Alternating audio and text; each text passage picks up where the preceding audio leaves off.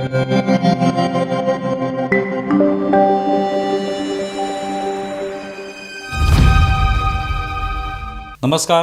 News डंकामध्ये मी महेश विचारे आपल्या सगळ्यांचं मनपूर्वक स्वागत करतो.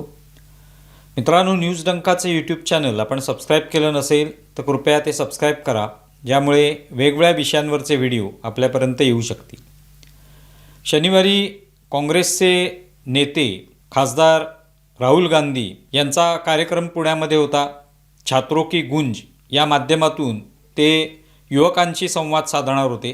अर्थात तिथे हा कार्यक्रम जो आहे तो प्रामुख्याने मुलींसाठी खुला होता आणि तो कार्यक्रम जो आहे त्याची चर्चा गेले काही दिवस सुरू होती. राहुल गांधी या ठिकाणी युवकांशी संवाद साधणार आणि बेरोजगारी, शिक्षण वगैरे या सगळ्या प्रश्नांसंदर्भात चर्चा करणार आणि विविध ठिकाणी त्यांचे छात्रों की गुंज हा जो कार्यक्रम आहे हा आणखी काही ठिकाणी झालेला आहे. तर पुण्यामध्ये तो शनिवारी होणार होता.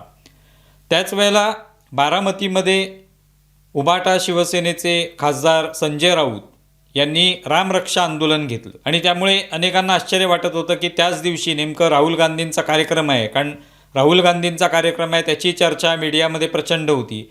अशा वेळेला अचानक संजय राऊत हे बारामतीमध्ये रामरक्षा आंदोलन घेत आहेत.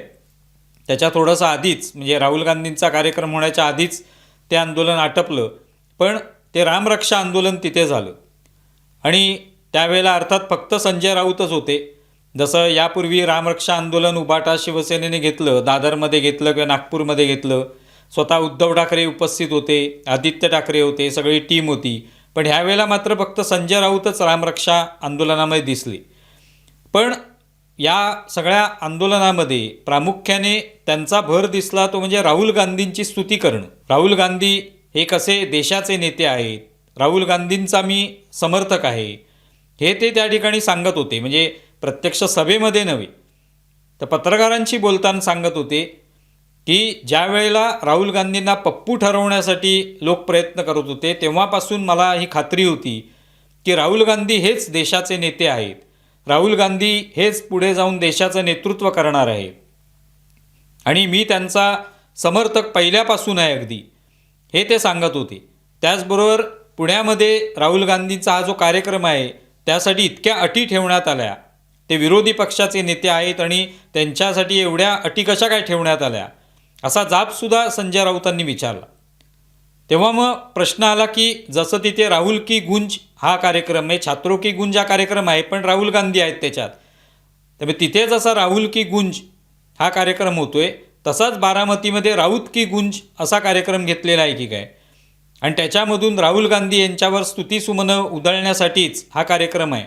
मी तो रामरक्षा नाव दिलेलं असलं तरी ती राहुल रक्षा आहे की काय असं सुद्धा वाटण्या एवढं जे स्तुती आहे ती संजय राऊत यांनी केली. एक वेळ अशी होती, आपल्याला माहिती आहे की जेव्हा उद्धव ठाकरे मुख्यमंत्री बनले त्यावेळेला उद्धव ठाकरे हे कसे सर्वोत्तम मुख्यमंत्री आहेत देशातले यासाठी एक स्पर्धा वारंवार आपल्याला पाहायला मिळायची की कसे उद्धव ठाकरे पहिल्या क्रमांकावर आहेत, इतर मुख्यमंत्री वेगवेगळ्या राज्यातले कसे मागे पडलेले आहेत, हे सातत्याने अहवाल यायचे.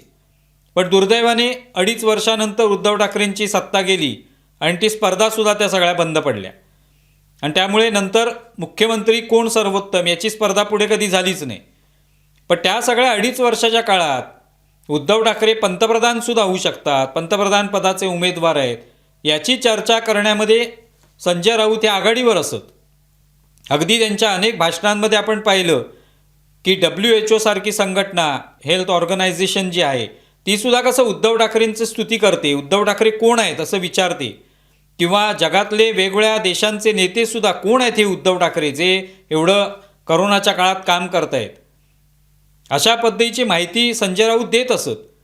आणि त्यामुळे उद्धव ठाकरेंची स्तुती करण्यात कधी मागे न राहणारे संजय राऊत हे आता राहुल गांधींची स्तुती एवढी करतायत की राहुल गांधीच हे आता नेतृत्व करणार आहेत. उद्धव ठाकरे कदाचित आता मागे पडले असतील, त्यामुळे राहुल गांधी हे आता देशाचं नेतृत्व आहे. आदित्य ठाकरेसुद्धा त्याच्यात नाही आहेत स्पर्धेमध्ये. तर राहुल गांधी हेच नेते आहेत, राहुल गांधींचा मी समर्थक आहे. म्हणजे तिथे रोहित पवार जे त्यांनी राहुल गांधींचं स्वागत केलेलं होतं पुण्यामध्ये बॅनर लावून, त्याबद्दल संजय राऊत म्हणतात की मी खरा त्यांचा समर्थक आहे पहिल्यापासून, जेव्हापासून ते राजकारणात आले राहुल गांधी तेव्हापासून मी त्यांचा समर्थक आहे आणि मलाही खात्री होती की तेच नेतृत्व करतील आणि ते आज एवढे पुढे गेलेले आहेत की त्यांना मोदी आणि शाह घाबरून बसलेले आहेत, ते झुकत आहेत त्यांच्यासमोर सातत्याने. तर ही स्तुती जी आहे त्यातून दिसून येते की राऊत की गुंज, संजय राऊत यांची गुंज जी आहे ती बारामतीमध्ये गुंजली, बारामतीमध्ये ऐकायला आली. मी तिकडे राहुल गांधींचा कार्यक्रम पुण्यात आहे, संजय राऊतांचा कार्यक्रम बारामतीमध्ये.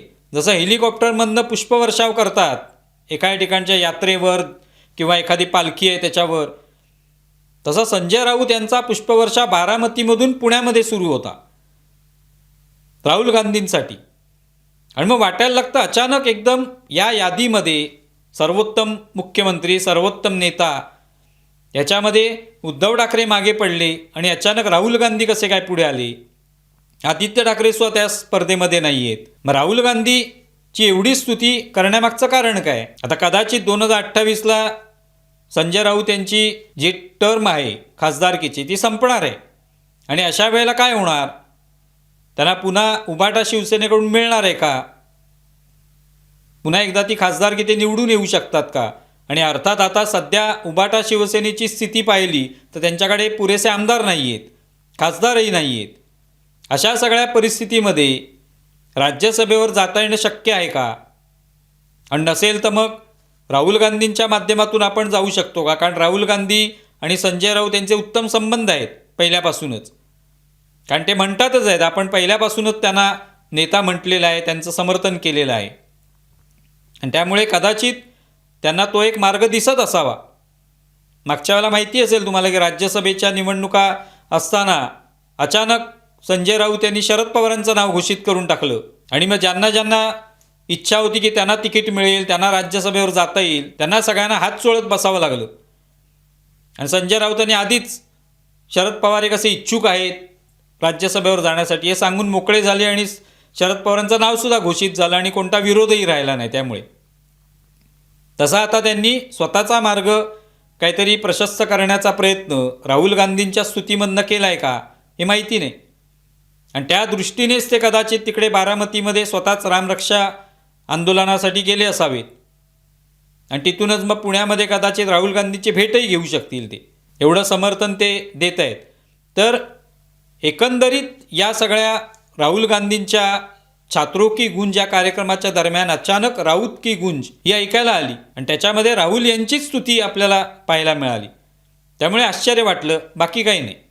तुम्हाला सगळा विषय कसा वाटला आहे जरूर कळवा. आमचा व्हिडिओ जास्तीत जास्त लाईक करा, शेअर करा आणि आमचे यूट्यूब चॅनल सबस्क्राईब करा. धन्यवाद.